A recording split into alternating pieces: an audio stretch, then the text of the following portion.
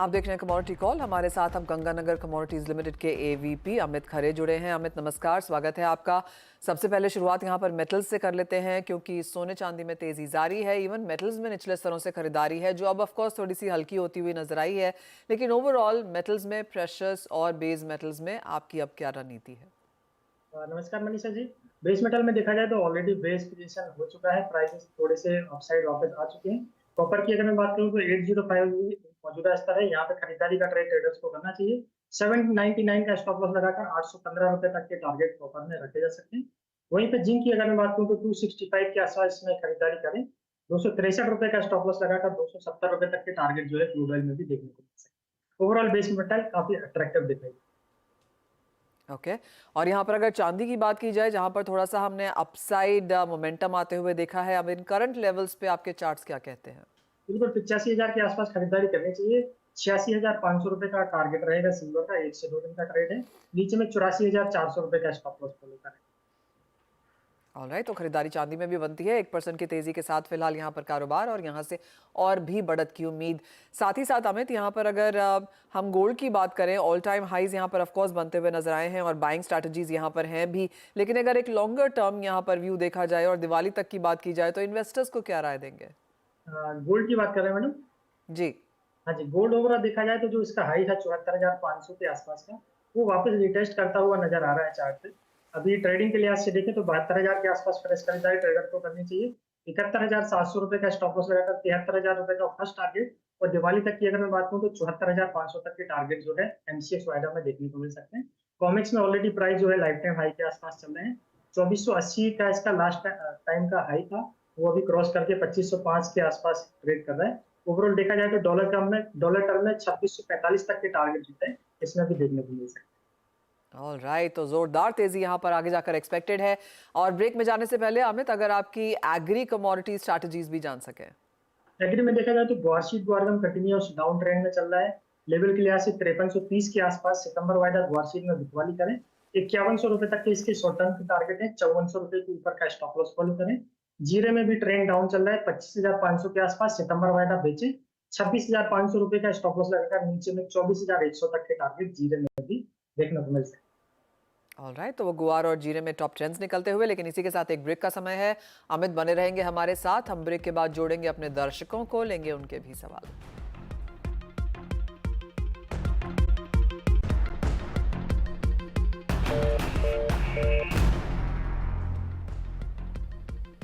आप देख रहे हैं कम्युनिटी कॉल, और अब वो समय है जब अपने दर्शकों को अपने साथ हम यहाँ पर शो में शामिल करते हैं। और सबसे पहले एक मैसेज आया है, वो ले लेते हैं। हिसार से सुजान हमें लिखते हैं कि वो सोने चांदी के लिए आज इंट्राडे स्ट्रैटेजी बनाना चाहते हैं।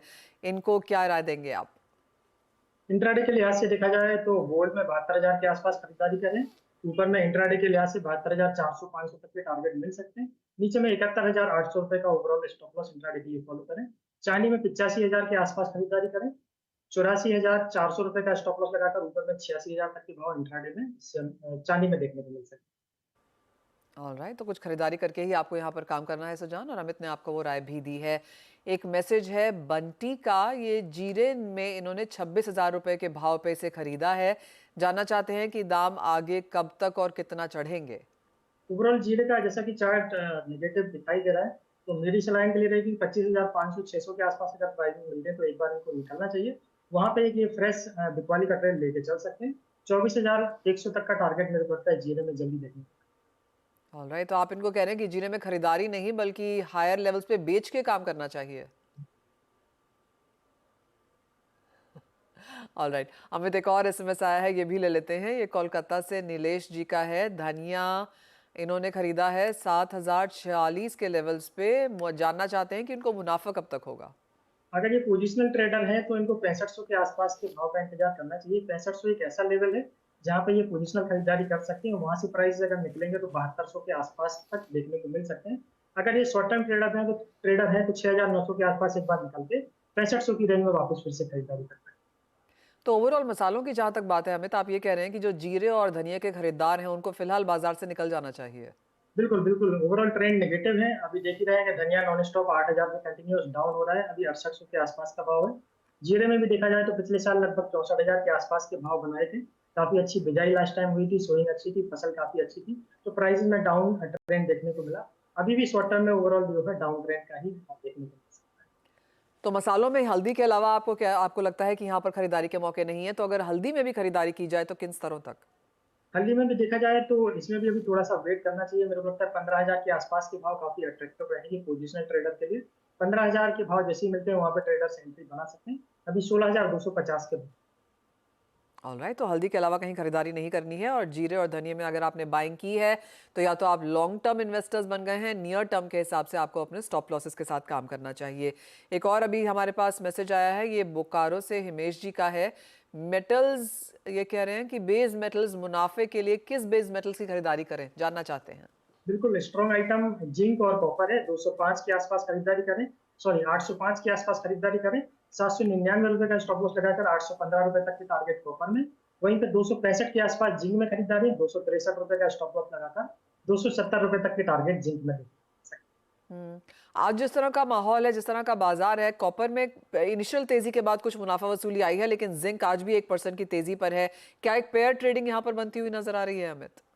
देखा जाए तो कॉपर को बेस मेटल का राजा माना जाता है। ये थोड़ा सा लेट चलता है, लेकिन जब भी चलता है तो सारे बेस मेटल को पीछे छोड़ देता है। तो मेरे को लगता है अभी पेयर ट्रेडिंग से बचना चाहिए। ट्रेंड पॉजिटिव हो चुका है ऑलरेडी।